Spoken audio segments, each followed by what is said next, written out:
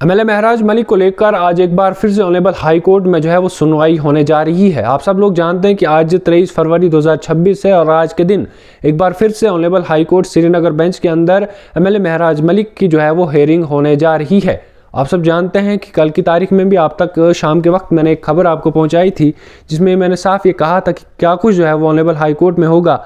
वो आपको बताना चाहूँगा कि लगातार यानी कि आपको बताऊं कि 8 और 9 सितंबर 2025 का दिन वो है जब एमएलए महराज मलिक को पीएसए लगता है और पीएसए के तहत उनको डिस्ट्रिक्ट डोडा से कठुआ डिस्ट्रिक्ट यानी कि कठुआ जेल जो है वो भेजा जाता है और तब से अभी तक जो है वो लगभग 5 महीने से ज़्यादा जो है वो हो चुके हैं और ऑनरेबल हाई कोर्ट में उनकी जो है वो हेयरिंग चल रही है, यानी कि तारीख पर तारीख चल रही है। लेकिन खास करके मैं पिछली हेयरिंग की बात करूं तो पिछली हेयरिंग को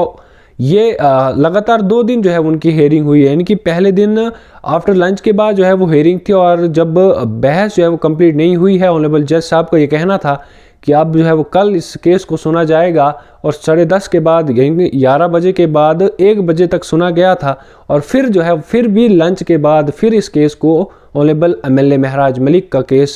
सुना गया था। लेकिन फिर भी बहस जो है वो कंप्लीट ऑनरेबल जज साहब के सामने जो है वो नहीं हुई थी, यानी कि जो सरकारी वकील है उनकी बात जो है वो कंप्लीट नहीं हुई थी, जिसके चलते ऑनरेबल जज का ये कहना था कि हम जो है वो इस केस को जो है अब आगे जो है वो ट्रांसफ़र करते हैं, यानी कि 23 फरवरी 2026 को जो है वो भेजते हैं। यानी कि आज के दिन के लिए उन्होंने कहा था कि आज इस केस को सुना जाएगा और पहले ही लिस्ट पर इस केस को रखा गया है, यानी कि 10:30 और 11 आप समझ लीजिए कि इस केस की शुरुआत हो जाएगी। और कहीं ना कहीं जो सरकारी वकील हैं जो सरकार होम डिपार्टमेंट की जानिब से रखे गए हैं कि ऑनरेबल एमएलए महराज मलिक पर पीएसए क्यों लगा है, तमाम चीज़ें वो अपनी रखेंगे कि क्यों ज़रूरी पीएसए था, किस लिए ये लगा है। क्योंकि लीगल टीम का कहना है कि जनाब हमने अपनी बात बहुत पहले जो है वो कंप्लीट की है और कहीं ना कहीं एमएलए महराज मलिक पर जो पीएसए लगा है वो गलत लगा है और एक सीटिंग एमएलए पर पीएसए लगना एक बहुत गलत है। तमाम चीज़ें अब तक जो है वो लगातार भी पहुंच रही हैं और जो है वो जब से एमएलए महराज मलिक डिटेन हुए हैं या फिर जब से उनको बुक पीएसए के तहत किया गया है उसके बाद क्या कुछ हालात जो है वो हुई थी।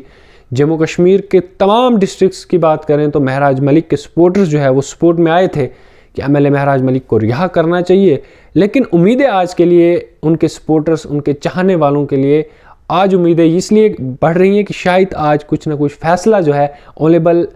जो है वो एमएलए का आ सकता है, यानी कि honourable high court Srinagar bench से जो है वो आ सकता है। लेकिन अब अगर इस कहीं ना कहीं अगर इस केस को अगर आज के दिन क्लोज किया गया, यानी कि अगर बहस कंप्लीट हुई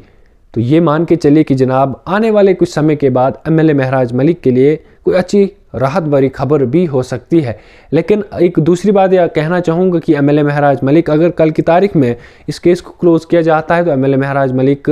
तब भी जो है वो रिहा नहीं हो पाएंगे, क्योंकि कुछ समय इसमें वेट करना पड़ता है। क्योंकि जब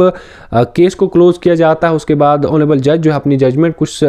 लगभग 1-2 हफ्ते के बाद सुनाते हैं या फिर इससे पहले भी सुना सकते हैं। जब वो सुनाएंगे उसके बाद फिर एमएलए महराज मलिक अगर पीएसए को ख़त्म किया तो एमएलए महराज मलिक रिहा हो सकते हैं, क्योंकि रमज़ान भी चल रहे हैं और लोग काफ़ी ज़्यादा दुआएं कर रहे हैं कि एमएलए महराज मलिक की जो खास करके क्योंकि 4 से 5 रोज़े हो चुके हैं और ये सोच रहे हैं कि अब जो आने वाले रोज़े हैं वो जो अपने घर में अपनी फैमिली के साथ जो है वो मिलकर रखें और कहीं ना कहीं अब ईद जो है वो अपने फैमिली के साथ बनाएं। अब ये देखने वाली बात होगी, आप अपनी राय कमेंट बॉक्स में ज़रूर रखें क्योंकि लोग काफ़ी ज़्यादा दुआएं कर रहे हैं। आप अपनी राय ज़रूर कमेंट बॉक्स में रखें कि आप एमएलए महराज मलिक को क्या कुछ कहना चाहते हैं या फिर क्या कुछ चाहते हैं कि एमएलए महराज मलिक बाहर आने चाहिए या नहीं। इस वीडियो को लाजमी आप शेयर करें। आप लोगों का बहुत बहुत शुक्रिया फिर वॉइस में जुड़ने के लिए।